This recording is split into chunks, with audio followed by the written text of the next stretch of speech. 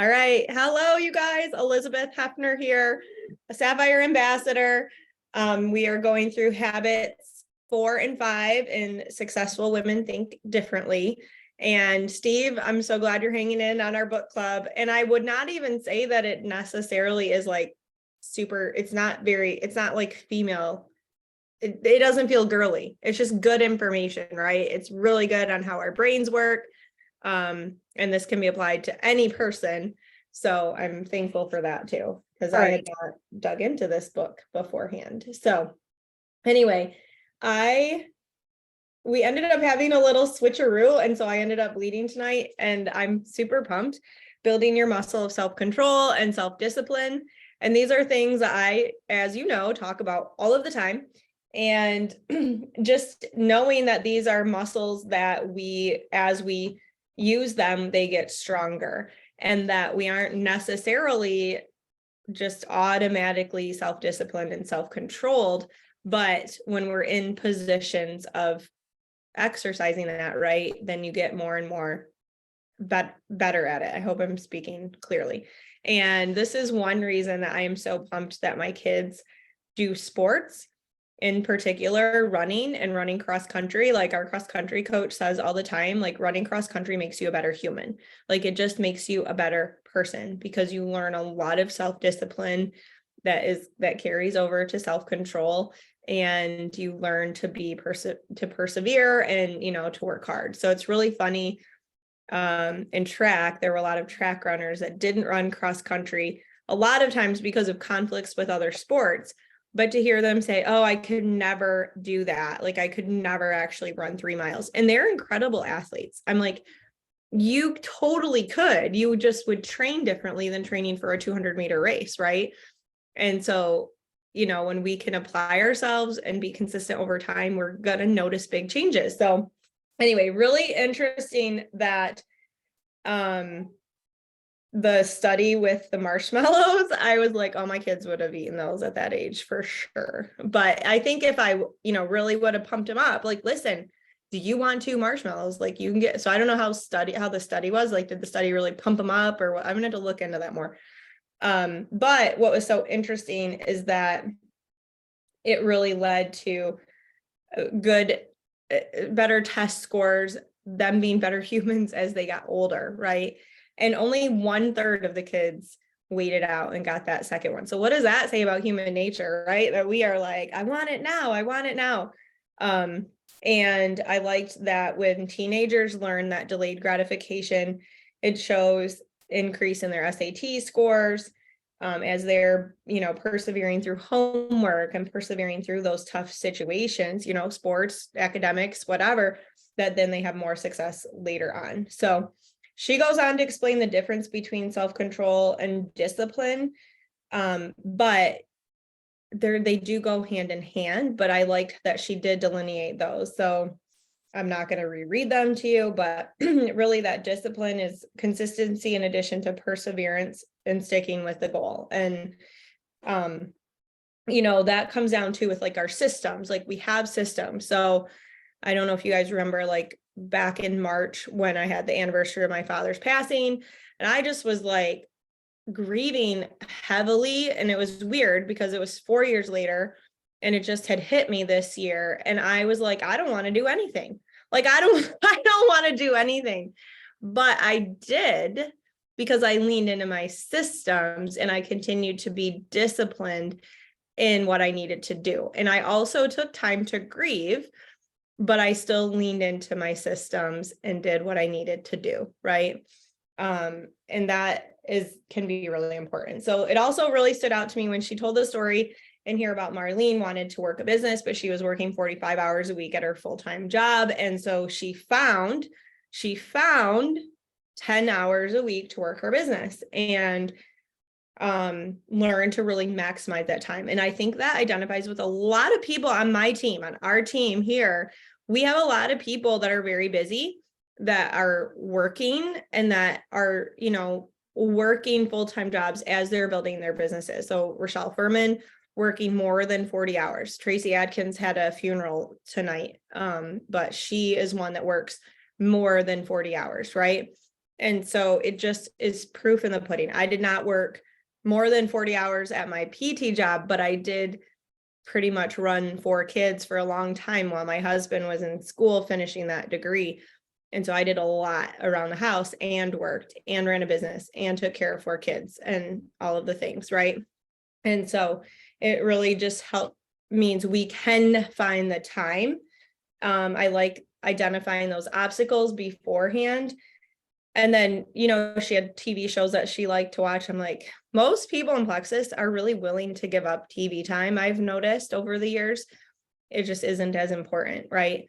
But there are other things that are important, and that comes in with habit 5, like those relationships and stuff. But she pre-planned obstacles, like instead of having to fight herself on doing her office hours while her favorite shows were on, she chose other nights when her favorite shows weren't on. And also, I mean, in this day and age, we don't have to watch anything live. It's all like, pull it up when you want to, right? Having a dream board, keeping her vision and reminding of that vision. So this is something Valerie Burton touched on at convention, was that don't just have a vision and a goal, but refer back to it often and keep reminding us of that vision of where we are going so that we don't lose sight, and it helps us to continue to be motivated. And then this gal in this book, she got her husband was on board, but getting the children on board. So, hey, we're going to celebrate this. We're going to celebrate this. And I've done that with my family the whole time. Like, hey, when we hit this rank, we're going to go to Disney. When we hit this rank, we're going to do whatever, and my kids have been funny about, when are you going to go diamond so we can do that trip, right? Like, okay, you go do the dishes, I'm going to go work, and we're going to go diamond. And it just, as a reminder, we're in this world of instant gratification. And, especially when someone is starting Plexus and they get that $300 bonus and a prize, right? 2 prizes, because now we have a prize for getting 1 join and then a prize for getting 3 joins and $300 if you're hitting a fast start. And those are pretty instant. That's pretty instant gratification. But letting people know the long game with Plexus means you're doubling, tripling, quadrupling your income when you stick with it and play the long game. Like, the comp plan with Plexus is insane, and letting people know, hey, like, these are bonuses. This is something you can get real quick, but the sweetness comes when you have residual income, when you have people doing this with you and you have actual residual income that's very significant, then you're going to have a lot of freedom in your life then too. So really casting a vision for others too. And then setting up your office hours for success. So I know Jenny Doolin printed and laminated the winning day sheet and the winning week sheet. So then she has it in front of her. I used to print my IPA sheets and then write in them and put them in a binder. That works. It's just a lot of flipping when you want to go back, right? If you have a Remarkable or an iPad, you can download that in and then fill it out every day on your iPad or Remarkable. That's an idea. Or just simply writing it in the planner. But having that plan in front of you is really helpful. And then we have accountability with our IPA chat. We can reward ourselves. I don't know about you, but I still will reward myself for completing household tasks or completing stuff, right? And that's okay. It's totally fine. All right. And then moving on, habit 5. So happiness leads to success, not the other way around. It's so common in our culture to say, I will be happy when, I will be happy when, I will be happy when my kids sleep through the night. Oh, it's going to be so great when my kids sleep through the night. I can't wait for my kids to eat solids and I don't have to be nursing them all the time. We're always wishing for this thing to happen, and then that's going to make us happy. And it's so opposite. It's that when we choose happiness and we find happiness in our day-to-day, that we then are more successful in our entire life. Really liked how she talked about building an emotional bank of positive experiences. So there are tons of journals out there. I have a 3-minute morning journal. Right now I'm using this one. It's called Write the Word, Cultivate Joy. There's different topics. So it gives the date. It gives what you're grateful for. on my heart today and my word for today, and then it gives a Bible verse to write out. So this is pretty quick, and I end up like spilling all over into my grateful, and my Bible verse doesn't even start till down here or maybe the next page. And it's just a quick way to get our mindset and our heart right and into that happiness, like gratitude, joyful place. So there's lots of journals. I mean, you don't even need a journal. You don't need a journal prompt, but if that works for you, they're cheap. There's a bunch on Amazon, whatever. I really like to, how she's talking about, don't make big decisions when you're in an emotional rut or when you're having any sort of emotional mood. I tell people, if someone told me when I was pregnant, like, don't cut your hair, don't buy a new car, don't buy, don't make any big life-changing decisions when you're pregnant because you have so much going on. Don't do it. Right. And so I was recently talking to one of my leaders. Actually, I'm like, it's okay. Like, you don't have to make any decisions right now. Just wait this out. Wait until you're in a better place emotionally. Wait till you're feeling more stable. Like, once you get through this thing and things are more normal, then you can make big decisions. You don't have to decide anything right now. Right. So keeping that in mind.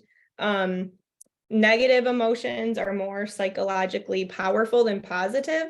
So she said it takes 3 positive emotions to overcome 1 negative emotion and to balance that out. And this is really important when we're giving feedback, when we're leading people in work situations. I think with our kids, right? Like, they say, praise the positive, ignore the negative, praise the positive. And just anytime we catch our kids, like, doing something good, or, hey, thank you for saying thank you, and thank you for asking nicely. Like, all those things are so true when it really plays out. And I know, like, I will get just in my zone and I'm not like thanking the kids for all these little things, but then I'm like jumping on them when they're doing something wrong. Right. And then it's not the best atmosphere. So this was really good to keep that in mind. And then in marriage relationships, we need even more positive feedback, positive emotions to overcome 1 negative. So I thought that was a really good tip, because when we have our shareholders, right, that are on board with us and supporting us, then we're going to be more successful in our business too. And it doesn't mean it does not mean your husband or your wife has to be completely 100% sold on this whole plexus thing. You can still show them that it's important, and you can still have a good relationship with them in the process. How many times at convention did somebody say, oh, my husband? I'm like, oh, Jason. Ask Jason how long it took him. And he talked to several people at convention and said, yeah, I wasn't really on board for a while, and I'm really glad she kept doing it. I'll have to have him make a video with me at some point. We'll see if I can give him enough positive emotion to make that happen. So building that emotional bank account. And I wrote it again. Don't make any decisions when you're in a mood. I literally wrote that. She talks about this Sherry girl who's a PT, who like went and made this rash decision. I'm like, well, the truth is Sherry probably was sick of the politics and the productivity expectations at her job, right? I don't know. I just thought that was kind of funny. You can read her story, but that knee-jerk emotional decision did not play out as well for Sherry as she was hoping, right? There were definitely some consequences to that. And I've talked to a lot of people too, like, about the environments that we're in. And we talk all the time, like, you are the average of like the 5 people that you hang out with the most, right? And when we're in a negative work environment, a negative culture, we have to be really careful to protect and guard our hearts. So, the job I was in, it just has a difficult culture. There are definitely pockets of really good culture. There's definitely really good people, but overall, the culture is kind of negative. And I just was like wanting out, but I had to protect myself and remain positive in that as I was building my business to a point of being able to walk away from that. Right. And so trying our hardest to be that positive influence. I had somebody say, why are you talking to her? She's a jerk. I'm like, it is not my responsibility for her, to control how she responds to anyone. All I can do is control how I respond to everyone around me. And I'm going to be nice because that's what I'm called to do. I am not saying I was always perfect in that, but in that particular, like very intentional, being very kind to someone, it was noticed. Definitely was always my goal, but I'm not saying, oh, put me on a pedestal. Definitely not that. And then how are we making other people's lives better because we're in it, right? Being cognizant of that, playing in our strengths, that abilities, and dissatisfaction. So kind of this dissatisfaction with how my body felt, how I was away from my family, how I was in this culture that wasn't as encouraging and uplifting as I would like, right? That dissatisfaction led me to be very motivated to be successful with my Plexus business. And do things that bring you joy and be disciplined about incorporating them into your daily life. So, even if it's 5 minutes of reading a book for pleasure, even if it's crocheting for 5 minutes, maybe it's, going for a walk or working out, whatever is joyful to you, make sure that remains a priority as you're going through building a business and in this busy time of life and things. So, yeah. And then she had listed out, the sections of well-being over here. So anyway, I'd love to hear what you all have to say about these two habits. So one thing that I never really thought of being self-control is like having enough self-control to be disciplined in, let's say, IPA. Until I heard her talking on the Audible about self-control, I had always thought of it as controlling yourself not to do something. That's just the only way it ever registered in my brain until I heard her talking about like making yourself show up for yourself. I'm like, okay. And it almost was like a light switch moment in my brain, like, okay, I thought I had good self-control, which I have good self-control, but I've had to work on it. And most of it in my brain is like, okay, around like food or not watching TV or not scrolling on my phone, not doing things. And it was never associated with healthy habits, I guess, or showing up and actually doing things in your day.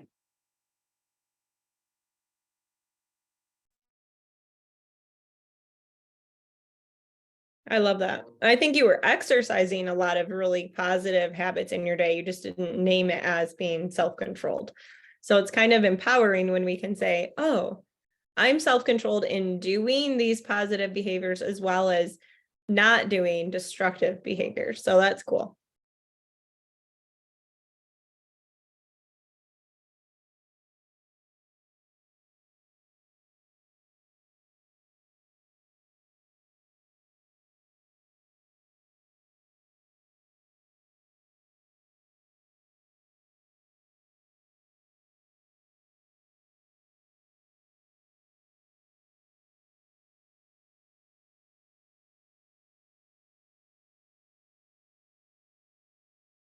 Okay, I'll say something.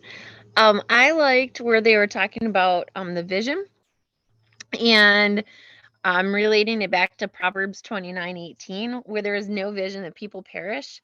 But he that I'm getting the right words here. I had to get the right words. But he that keepeth the law, happy is he. And I thought that was really important. Because without that vision, we don't, I mean, what do we have? And as things go on and we realize different things change and whatnot, sometimes our vision changes a little.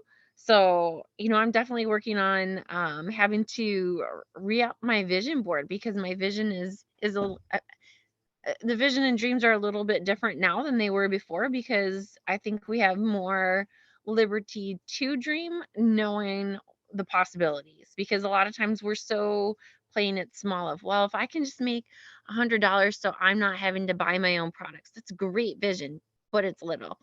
Um, and it doesn't really bring us that much joy. It's like, oh, okay, I've got that covered. But the abundance, and having that abundance mindset with that vision it goes with that happiness, and then we have that happiness, and then we get more vision, we get more strength, we get all of those things versus the opposite way around. So I think that kind of hit home with me a little bit too.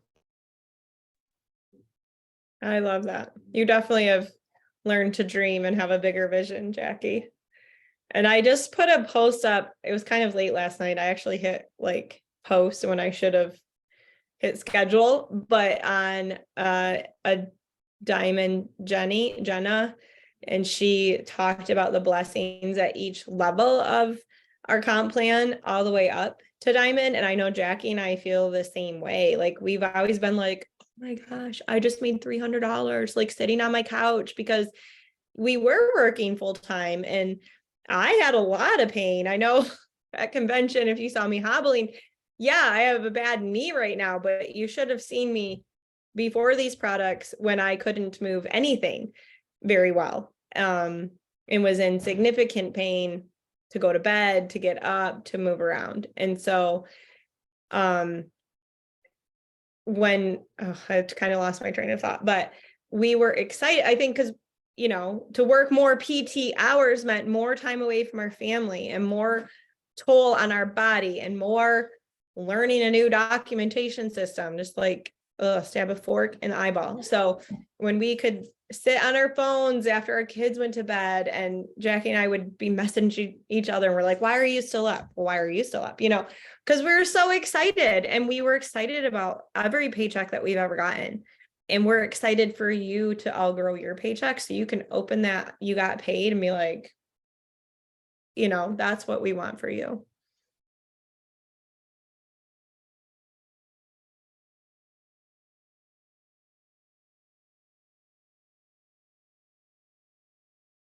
Y'all are quiet tonight. Y'all still recovering from convention?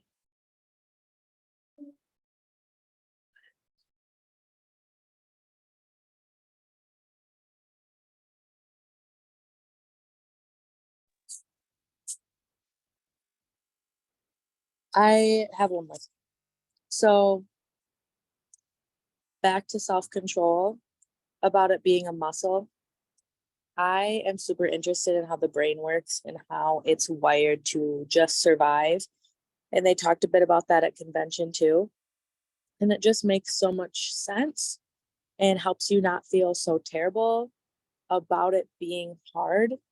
But it makes me feel better in knowing that it's a muscle. So I like weightlifting, and I have done the work multiple times back from zero. Like I get pregnant, I stop working out, and I have to start from scratch after I have that baby every single time. And I just worked out like for one of the first times yesterday because my husband's on summer break, and he wrote the workout, and I'm so sore doing like a I'm not kidding, it was like 3 sets of 3 exercises, and I am sore today. But that relates to what I was talking about with the brain being a muscle, because eventually it won't be so sore. Like your muscles won't be so sore. It won't be so hard. And those neural pathways that you are paving, just keep doing it, that same exercise, it will get easier. So showing up for yourself and all that stuff will eventually get easier, including self-control. She just talked so much about that. And that was like the biggest thing for me, I think.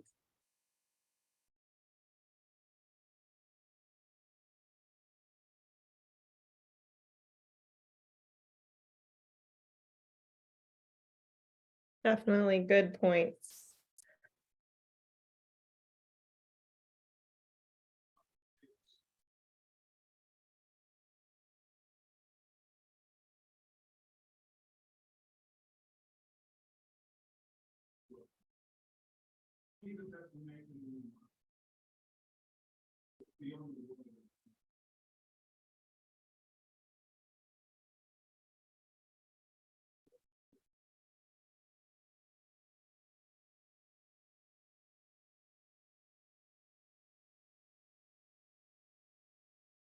Okay, so let's just ask a question. What is one thing that you are going to implement this week after learning more about the habits 4 and 5? So building the muscle of self-control and discipline, and the negativity positivity ratio. I guess I could pick one of these questions from the book itself, but I figure we all should be going through those on our own. So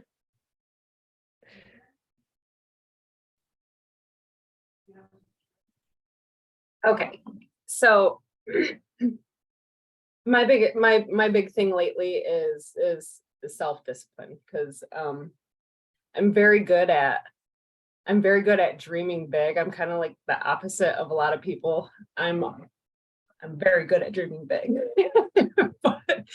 but putting in the small work and the small tasks is like, it's hard for me, I guess, because I think about the big goal all the time, and I'm a very positive thinker, but then when it comes to the end of the day and the end of the week and the end of the month, and I haven't met those little goals, that's when I start getting down on myself just a little bit, and then I start dreaming big again. So yeah, my biggest thing since coming home is getting my IPA in first thing before I even scroll, and not getting on my phone and scrolling first thing when I wake up, because that not only does that make my day suffer, but it makes my kids' day suffer too, because I sit there, and then they're like, okay, what's for breakfast? And I'm like, hold on.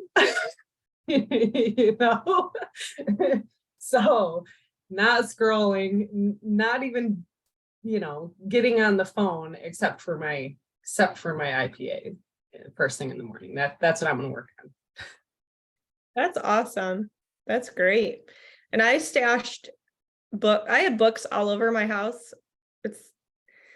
It's a problem. Like this whole, I don't know. I have this whole bookshelf of books. I have a couple shelves upstairs, but I started stashing books around too, and setting my phone to not allow me on Facebook. I mean, you can like override it, but just as this reminder, like, no, you're not allowed on Facebook until these certain hours. And then it helps me be more diligent about getting my work done between the hours that I set for myself on Facebook as well. But stashing books so I can wake up and I can read a few pages versus that, like, oh, let me scroll when I first wake up. And the thing that got me with that was like the research around just like you looking at your phone when you first get up is really powerful. So I'm like, okay, I can totally change that. I might not remember what I've read all of the time, especially if I'm reading when I first wake up. But one of the pastors I listened to said, you know what, I don't have to remember every food that I ate yesterday to know that it nourished my body. Right. And so anyway, those habits are still going to have nourishment and payoff to our brains and our brain cycle and our relationship with our family and all of that too.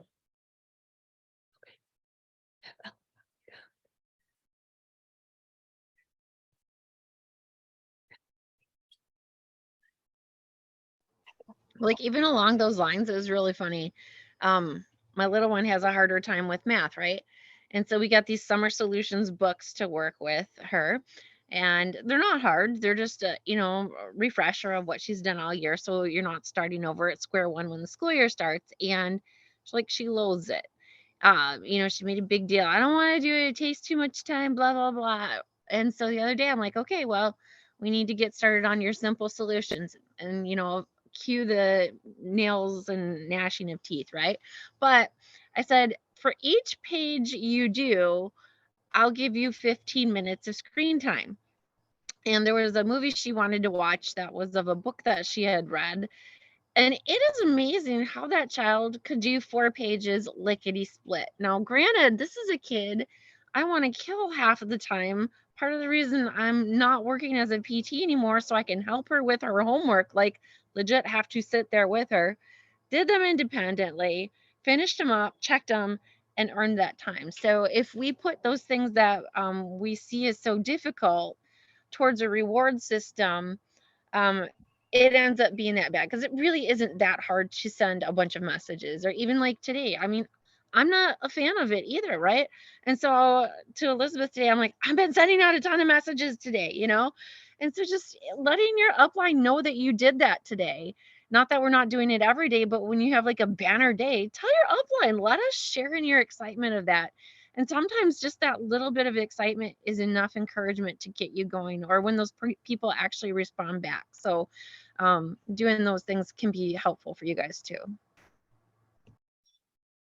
That is really good. I hope that the reward of screen time works all summer for you.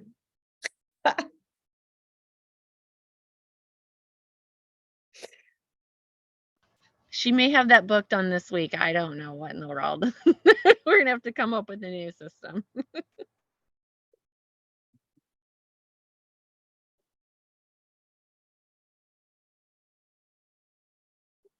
The other thing that I thought was cool, that these chapters tied in with John Maxwell's talk about, like, you can have, like, we are really good at applauding people that are persistent. So like they keep getting up and they keep getting up and they fail and they get up and they do it again, and they do it again, but they're really just hitting the ceiling. They're not actually changing and doing something differently in order to achieve success. They're not learning from that mistake.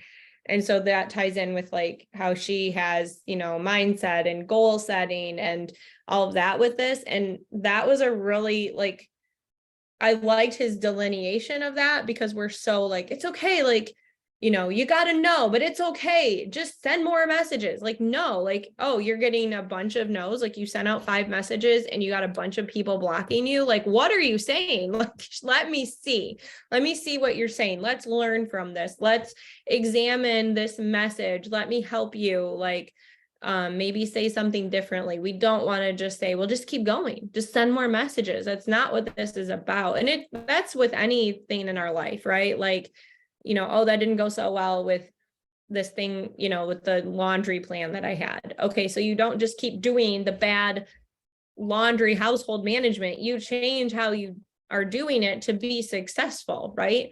No, you can't really do laundry any faster or any better. You're at the mercy of how fast your machines are. And so how can we be most efficient with what time do we put in the day? Do we put it in? What time do we flip it? Are we available to fold it right away? Okay, if we're not, then what's the plan? Like, we do that all, I don't know, is it just me? I feel like that's a pretty normal thought process, like to figure out how can I be more efficient with things that I have to do on a daily basis, right?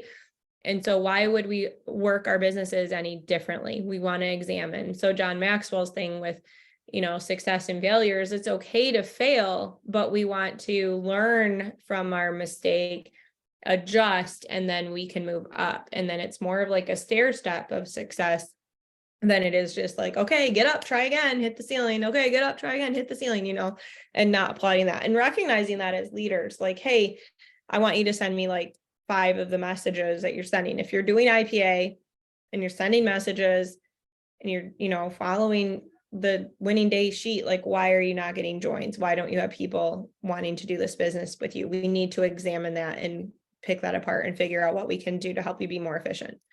So too much thought into the laundry. That was just a dumb example I came up with on the fly. But I have thought a lot about how to be more efficient in laundry, because I was doing laundry for 6 people for years. Not anymore. I do laundry for myself and I help 2 of the kids do their laundry.